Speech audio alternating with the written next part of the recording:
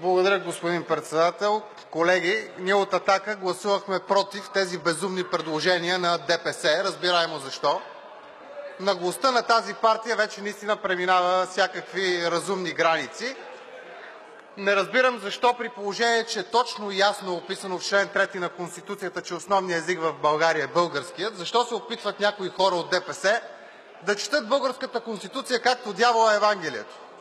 В крайна сметка години наред народните представители от ДПС агитират на турски език в районите, които посещават. И това не е тайна за никого.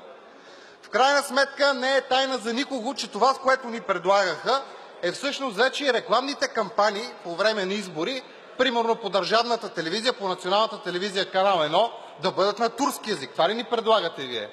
Предлагате ни по Националното държавното радио Вашите реклами преди избори да са на турски език. Това ли ни предлагате?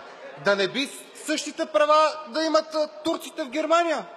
Така ли е в Германия, или не е така?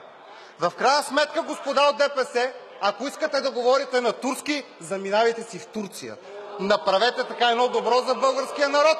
Заминавайте си в Турция, в Анадола, в Измир и си говорете на турски, на какъвто си искате. 15 минути почивка.